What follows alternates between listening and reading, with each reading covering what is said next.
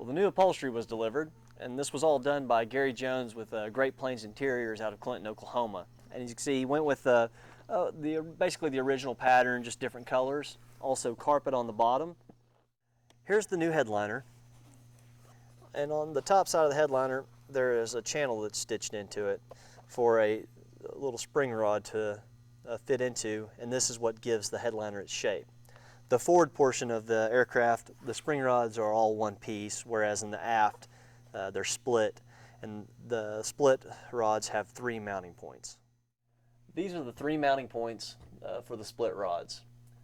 And when I'm installing the headliner, this is the process that I'll be setting the rods. First, I'll go for that center mount, well, the center of the fuselage, slide it in,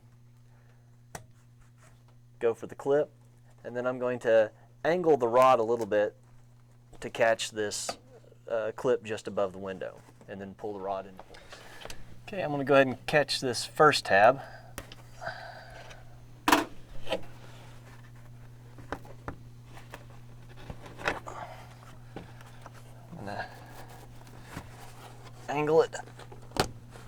Angle the rod here, trying to catch this third one just above the window, and then I'll pop it into place.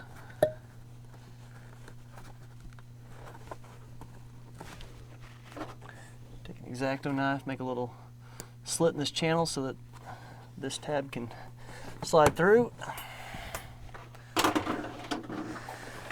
Then I'm going to take a number 4 screw and put it in the front of this tab. I'm just going to repeat the same process on this other side.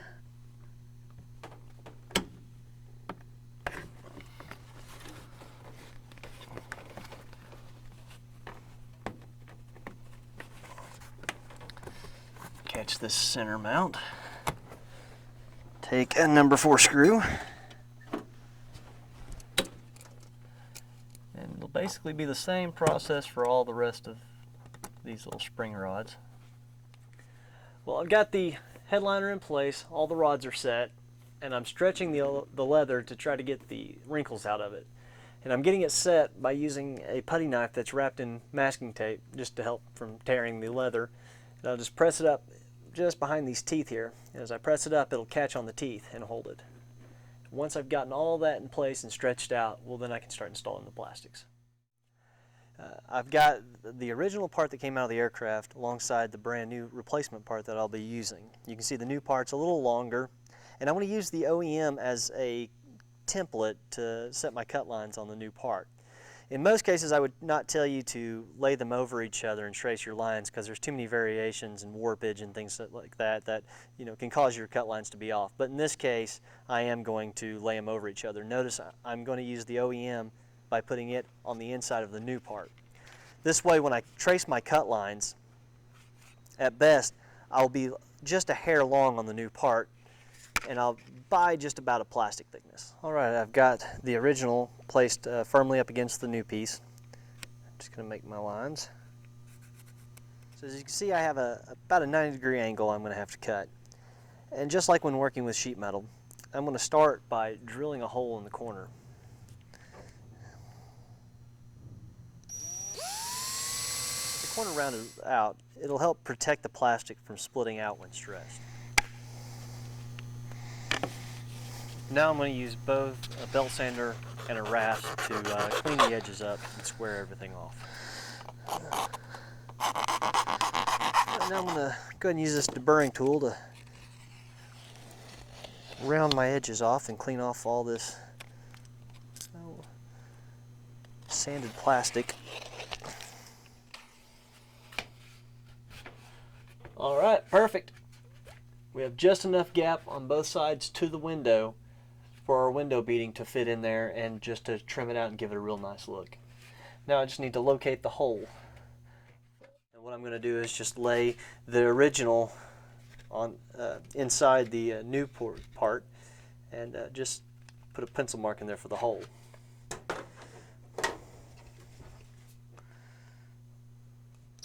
Well, I've gotten the screws somewhat started, and I'm going to use that to get myself lined up by looking just down the piece of plastic. I can kind of get a feel for where the the screw will fit into place. Just heard it pop into place. Tighten it down. This particular piece will have two other parts overlapping. This canted panel will overlap right here, and then there's an upper window surround that'll overlap here.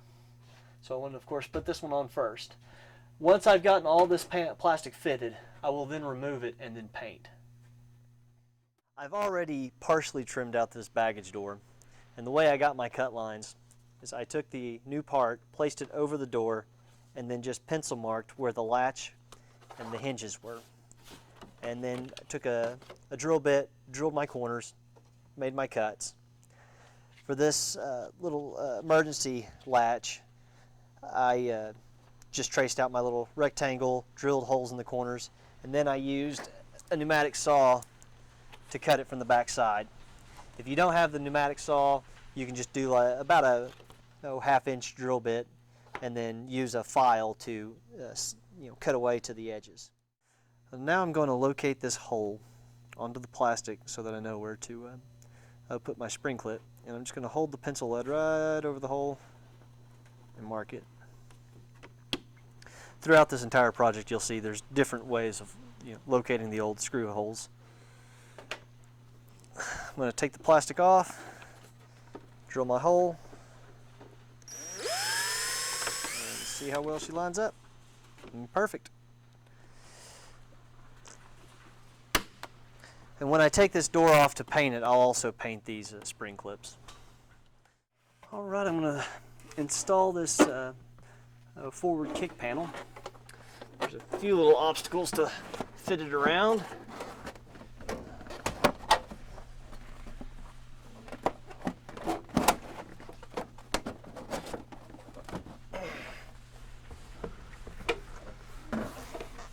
Just want to do a rough fit to make sure that everything lines up.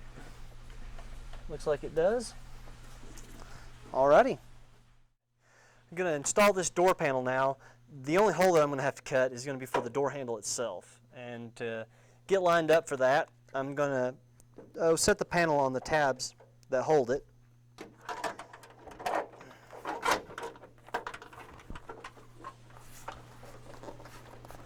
Alright, I can see where the handle's sticking through. What I'm going to do is just take an X-Acto knife and cut the plus sign.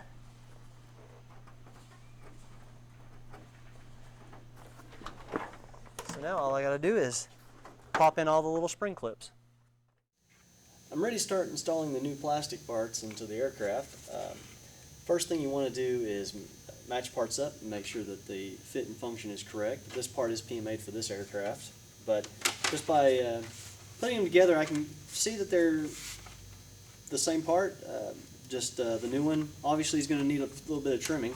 So what I'm going to do is, before making any cuts, I'm going to go ahead and stick it in the plane and see how it fits. When installing the new pieces, I like to either have a laptop with the pictures of the original interior installed, or in this case I'll just take the original part, stick it back into place, just so I can remember how exactly it fit. And after that, I can remove it. I can see the original upholstery did not sit inside this overlap here. It sat a little bit above it. I'll see with the new part if I can kind of get that to match up a little better. And as I expected, the new part will need quite a bit of trimming.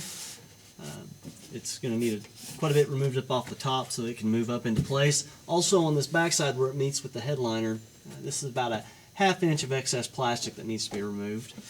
So I'm confident now in what needs to be done. I'll match it up with this OEM, using the OEM as a template to draw my cut lines on this new part and get some cutting done. I'm not going to cut the hole out just yet for the vent tube, and I'll show you a little trick here in a minute how to get that lined up. I'm going to start by trimming this top edge off of the new piece. I'll just go ahead and use a pencil to mark my cut line here.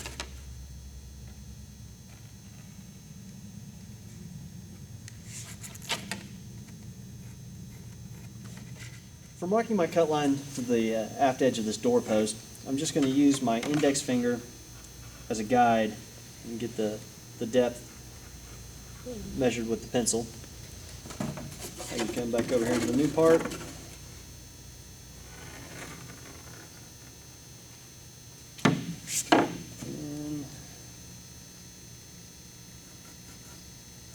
reset my depth.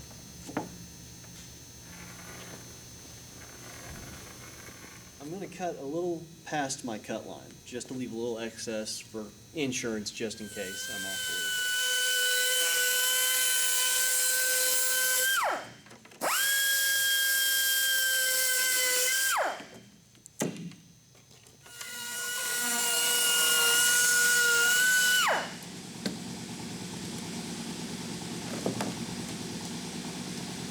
After a quick go over with the belt sander, I should be ready to try fitting again. Alright, that seems to fit pretty nice. I've gotten the upholstery panel to sit into the recess of the doorpost just by a little bit of maneuvering with the upholstery panel. All my cuts seem to just be about perfect. So now I'm ready to cut this hole for the vent tube. And the way I'm going to do that is remove the panel, the doorpost. I'm just going to take a lead pencil and I'm going to go around and just mark the outside of this tube with the lead. I'm going to place the door panel back up in place. I'm going to take the nose of this and I'm going to push it back a little to where it's going to sit when it's all said and done. Place up against it and just kind of rub it back and forth a little bit.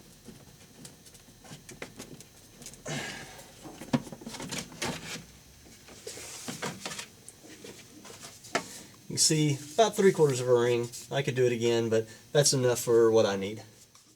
This is the new plain plastics vent tube assembly that I'll be installing, and its outside diameter is just a little bit smaller than the aluminum vent line in the wing. So I'm going to use this as my template.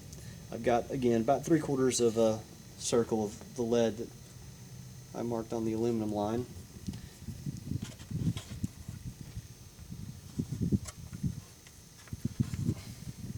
And again, this will be just a little bit smaller than the aluminum, so it won't fit through, but it'll give me enough to where I can make sure that I'm in line.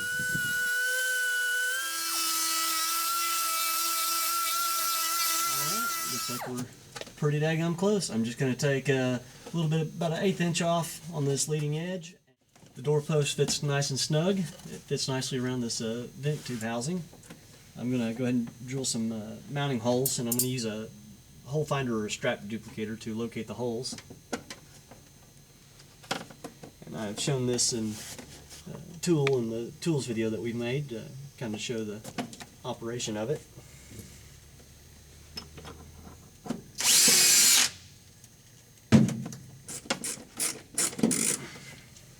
The upholstery, I use an upholstery washer and a countersunk screw, and that helps distribute the load of the screw over the upholstery so it's not as easy to pull through.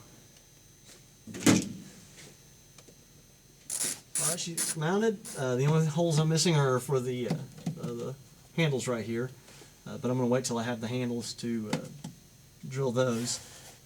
Everything else looks good and ready to paint. To find the generalized area where the old screws were located, I can just look at the OEM, but I do not suggest putting the two parts together and using the OEM to drill the holes because many times they will not line up.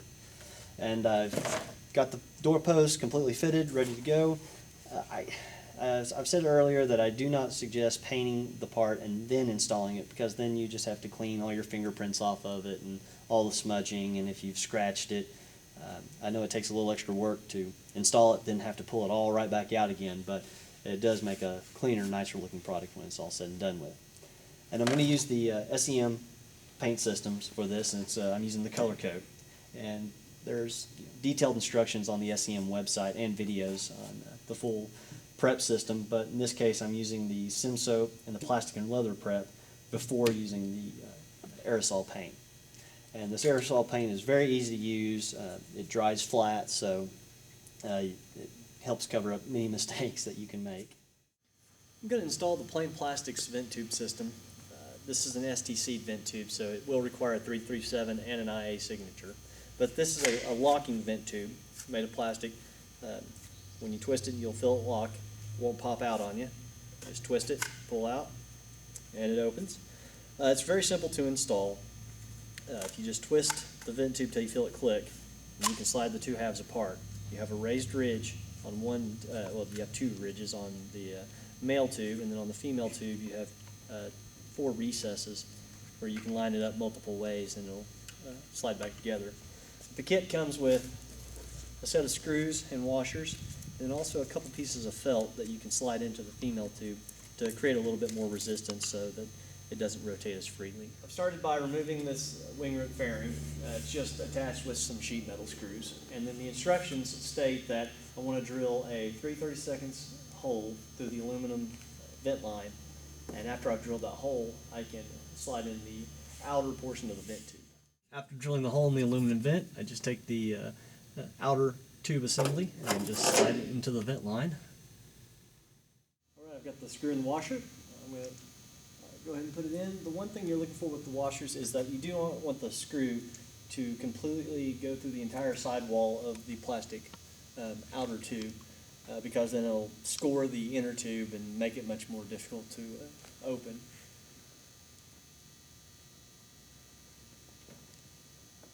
And once you get it lined up, it just takes a little bit of pressure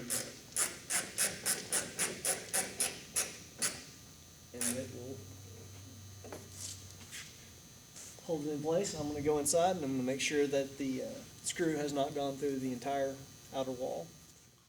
The set screw's in place. The wing root fairing has been reinstalled. Now I'm just going to line the grooves up, pop it into place.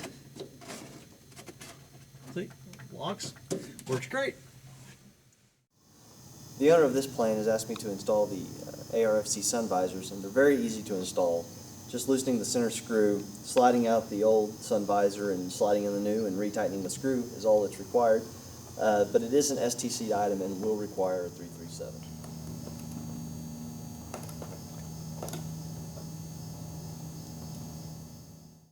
Right, I'm installing this